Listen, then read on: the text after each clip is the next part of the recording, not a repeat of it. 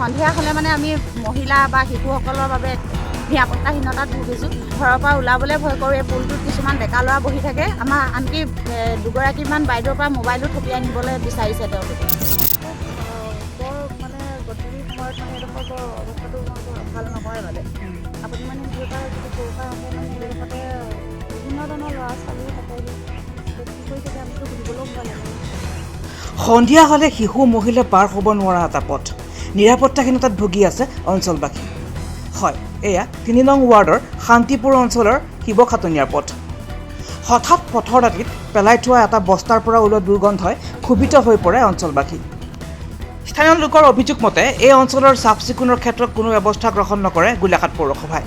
এই বিষয়ে বহুবাৰ স্থানীয় ৱাৰ্ড মেম্বাৰক কোৱা হয় যদিও তেখেতে কোনো ব্যৱস্থা গ্ৰহণ নকৰাৰ অভিযোগ স্থানীয় লোকৰ, যাৰ বাবে নিজৰ টকাৰেই চাফ চিকুণ অথবা নিজে শ্ৰমদান কৰি পৰিষ্কাৰ কৰি ৰাখে অঞ্চলটো।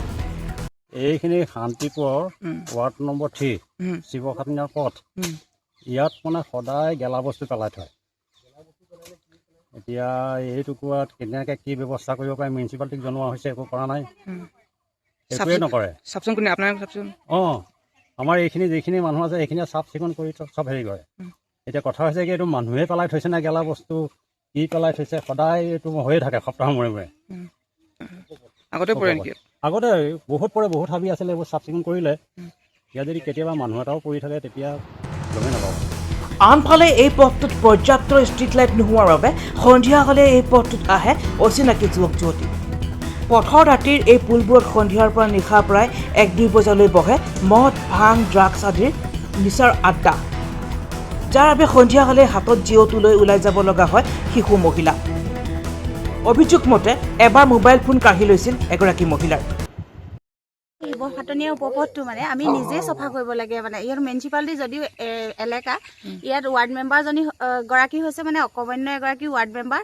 তেখেতৰ কোনো গুৰুত্বই নাই। আমি যেতিয়া খবৰ দিওঁ তেখেত আহে, মাত্ৰ চাইহি, তাৰপিছত হৈ যাব বুলি কয়, একো কামেই নহয়।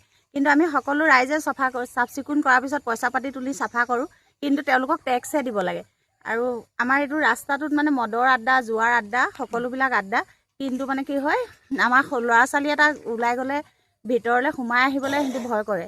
গতিকে কৰ্তৃপক্ষক আপোনাৰ জনাওক যে ৰাস্তাটো যাতে বিহিত ব্যৱস্থা গ্ৰহণ কৰে ৰাস্তাটোক লৈ।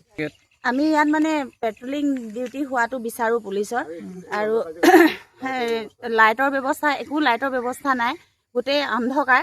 যি টি বস্তু আনি চবেই ইয়াতে পেলায়। সন্ধিয়া হ'লে মানে আমি মহিলা বা শিশুসকলৰ বাবে নিৰাপত্তাহীনতাত ভুগিছোঁ। ঘৰৰ পৰা ওলাবলৈ ভয় কৰোঁ। এই পুলটোত কিছুমান ডেকা ল'ৰা বহি থাকে। আমাৰ আনকি দুগৰাকীমান বাইদেউৰ পৰা মোবাইলো থপিয়াই নিবলৈ বিচাৰিছে তেওঁলোকে।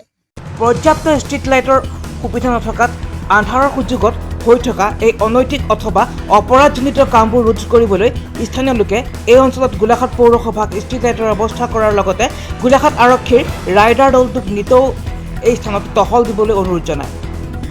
লগতে সময়ে সময়ে অঞ্চলটো চাফ চিকুণ কৰি ৰাখিবলৈ গোলাঘাট পৌৰসভাক অনুৰোধ জনায়। News desk, Golaghat diary.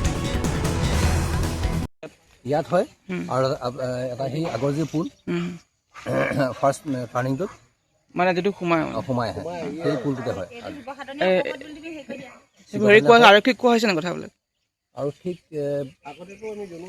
এবাৰ জনোৱা হৈছিলে, এবাৰ আহিলে, আজি প্ৰায় 2-3 বছৰ আগত। বৰ্তমান কোৱা হোৱা নাই।